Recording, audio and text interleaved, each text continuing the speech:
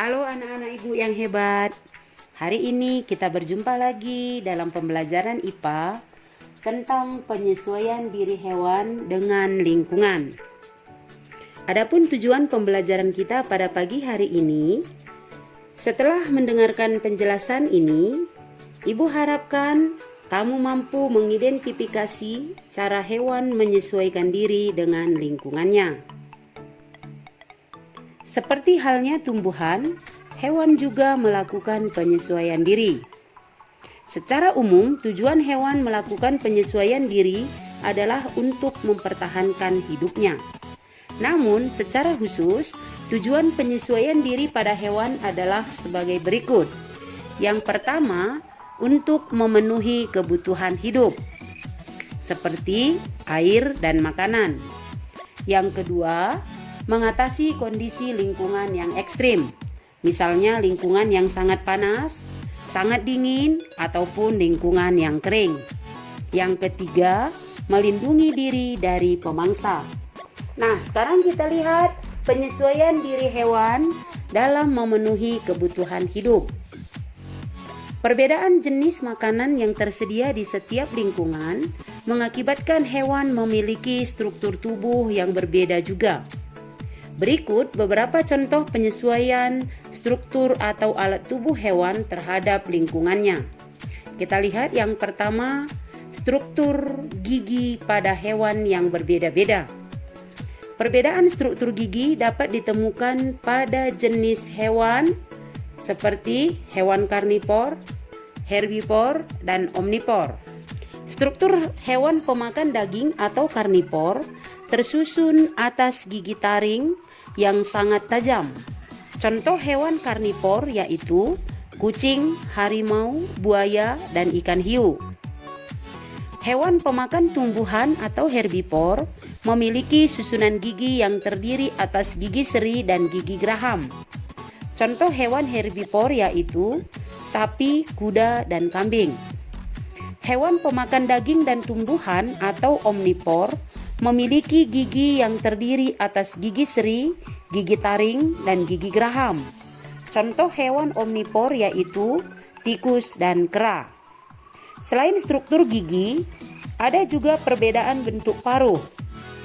Perbedaan bentuk paruh dapat ditemukan pada jenis unggas atau burung. Paruh burung pemakan daging terlihat kokoh, runcing, dan tajam, serta agak melengkung. Paruh tersebut digunakan untuk merobek daging mangsa, contohnya paruh elang dan burung hantu. Yang berikutnya, paruh burung pemakan madu atau penghisap nektar. Bentuk paruh burung pemakan madu atau penghisap nektar ini berbentuk kecil dan memanjang. Paruh tersebut digunakan untuk menghisap nektar dari dasar bunga, contohnya paruh burung kolibri. Yang berikutnya, paruh burung pemakan ikan.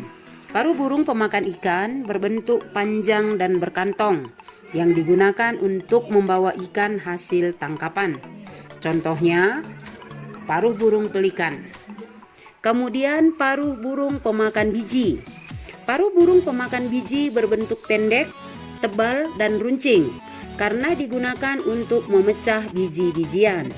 Contohnya, paruh burung pipit dan burung kenari.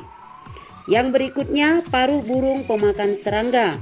Paruh burung pemakan serangga berbentuk runcing dan agak panjang karena digunakan untuk mematuk dan mengambil serangga yang ada di balik kulit kayu. Contohnya, paruh burung pelatuk. Kemudian yang berikutnya, paruh unggas pemakan cacing. Paruh unggas pemakan cacing berbentuk lebar dan memiliki struktur seperti sisir di bagian pangkalnya. Contoh struktur berguna untuk menahan makanan yang licin agar tidak lepas dan menyaring makanan dari lumpur. Contohnya paruh bebek dan angsa. Kemudian ada juga perbedaan bentuk kaki. Variasi bentuk kaki juga dapat ditemui pada burung dan unggas. Selain dipengaruhi oleh jenis makanannya, bentuk kaki burung juga dipengaruhi oleh tempat hidupnya. Kita lihat yang pertama, kaki burung pemakan daging bentuknya kokoh dan memiliki kuku tajam. Fungsinya untuk mencengkram mangsa dan merobek makanan. Burung pengais memiliki cakar dengan 3 jari menghadap ke depan dan 1 jari menghadap ke belakang. Bentuk kaki tersebut digunakan untuk mengais atau menggali tanah dalam mencari makanan. Contoh hewan yang memiliki bentuk kaki jenis ini adalah ayam. Yang berikutnya jenis burung pemakan ikan atau perenang. Jenis burung pemakan ikan atau perenang biasanya memiliki kaki yang berselaput. Jenis kaki ini berguna untuk berenang atau berjalan di lingkungan yang berlumpur. Contoh kaki burung yang memiliki selaput ini adalah burung pelikan. Yang berikutnya jenis burung pemakan serangga. Jenis burung pemakan serangga seperti burung pelatuk memiliki 2 jari kaki menghadap ke depan dan 2 jari lainnya menghadap ke belakang dengan kuku yang tajam. Struktur kaki tersebut digunakan untuk memanjat pohon ketika mencari serangga. Kemudian yang berikutnya perbedaan bentuk mulut. Berdasarkan jenis makanannya, jenis mulut serangga dibagi menjadi 4, yaitu mulut penghisap, contohnya kupu-kupu. Kemudian mulut penusuk dan penghisap, contohnya pada nyamuk. Kemudian mulut penjilat yang dimiliki oleh lalat dan lebah. Kemudian yang keempat, mulut penggigit, contohnya pada belalang dan semut. Seterusnya, ada lidah yang panjang dan lengket. Lidah yang panjang dan lengket dimiliki oleh beberapa hewan seperti cecak, bunglon, dan landak semut. Lidah tersebut digunakan untuk menangkap mangsa berupa serangga. Yang kedua, penyesuaian hewan terhadap kondisi lingkungan yang ekstrim. Beberapa jenis hewan memiliki ciri khusus untuk beradaptasi terhadap kondisi lingkungan yang ekstrim.